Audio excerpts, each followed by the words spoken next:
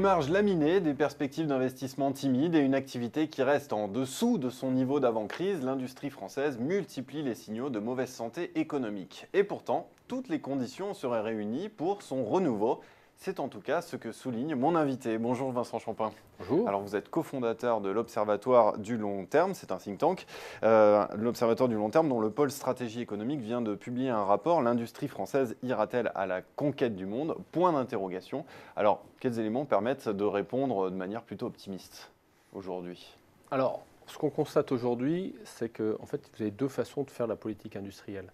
Et la voie qu'on a plaidée, qu'on retrouve d'ailleurs en partie dans certaines décisions publiques, c'est une voie ouverte sur le monde. C'est-à-dire qu'il y a un monde qui est tel qu'il est, dans lequel il y a une compétition et dans lequel il s'agit pour la France d'aller occuper les meilleures positions de marché. Ben, ce qu'on démontre et ce qu'on dit dans le rapport, c'est que la France a tout à fait les moyens, en tout cas elle peut s'en donner les moyens de gagner dans ce monde-là. Et on pense que c'est dans ce monde-là qu'elle a les plus belles cartes à jouer. En s'insérant dans les différentes étapes de la chaîne de valeur.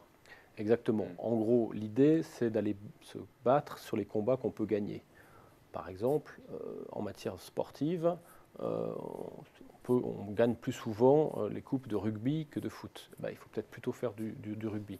Dans le domaine industriel, il y a des secteurs sur lesquels ça va être très difficile parce qu'on n'a pas vraiment d'avantage compétitif. Il y a même des pays qui en auront plus que nous.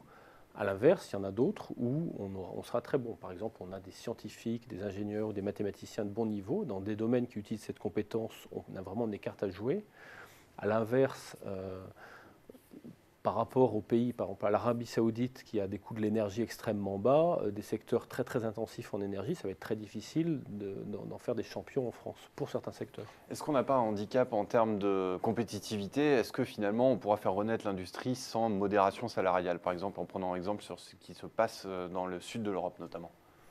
En fait, la notion d'avantage compétitif, c'est une notion relative. C'est-à-dire que la question, c'est de faire ce que vous faites relativement mieux que les autres et de laisser faire les autres ce qu'ils font relativement mieux que vous. Donc, à la limite, même si vous êtes mauvais en tout, ce qui n'est pas notre cas, le sujet, c'est plutôt de faire ce pour quoi vous êtes relativement meilleur et puis de vraiment pas faire ce sur lequel vous n'avez pas de compétences. Donc, pour ce qui est de la France, il y a des tas de domaines dans lesquels on a des entreprises qui, dans une concurrence ouverte, réussissent à placer leurs cartes. Même des PME. Par exemple, vous regardez la société Parrot, qui fait des drones téléguidés, mais ils se sont imposés. C'est vraiment un champion qui a réussi à innover et à vendre au niveau mondial sans avoir été aidé, sans que ce soit financé par l'argent des contribuables. Quel doit être le rôle de l'État pour faire renaître l'industrie? Est-ce qu'il doit se comporter en État stratège, en État colbertiste, si j'ose dire, ou au contraire être en retrait? Est-ce qu'il a les moyens finalement de favoriser la R&D, les mises en place de politiques, de pôles de compétitivité, pardonnez-moi, aujourd'hui, alors qu'il y a des pressions budgétaires? Je pense que l'idée, c'est de placer d'un État planificateur à un État stratège, c'est-à-dire qui regarde le long terme dans les deux cas. Mais disons que si on parlait de jardinage, l'État stratège, il s'assure que la terre soit fertile. Ce n'est pas forcément lui qui va choisir les graines qui vont tomber dedans, mais il va s'assurer que la terre soit fertile, que les graines soient arrosées pour que les plantes poussent. L'État qui choisit les vainqueurs, ou pire, qui va tirer sur les tiges pour essayer de faire grandir les plantes, ça c'est un modèle qui fonctionne moins bien. Est-ce qu'il faut viser le haut de gamme? Est-ce qu'on peut aller concurrencer l'Allemagne à ce niveau-là? Il y a des domaines dans lesquels, dans le haut de gamme, on concurrence l'Allemagne. En matière de luxe ou de parfum, on n'a aucun problème à concurrencer l'Allemagne. En matière d'automobile, et au moins pour certains segments, c'est plus difficile. Donc la question, vraiment, c'est que tout est possible. En revanche, il ne faut pas se tromper de combat. Il n'y a rien de pire que de dépenser ou d'accumuler les ressources publiques sur des combats perdus et de laisser des combats qu'on aurait pu gagner sans moyens et du coup de continuer à être tourné perpétuellement vers le passé. Qui peut tirer l'industrie française vers le haut? Plutôt les grands groupes, plutôt les jeunes pousses? Alors c'est les deux.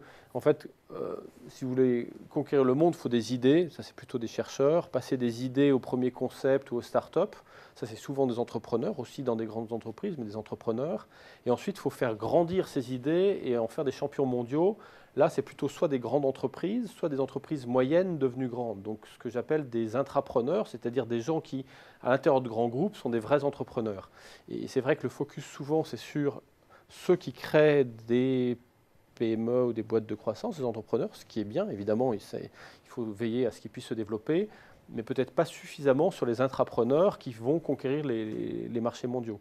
Et du coup, on a beaucoup de boîtes qui sont petites, qui naissent, beaucoup d'idées, mais des boîtes petites qui viennent des champions mondiaux, on en a probablement moins que d'autres pays.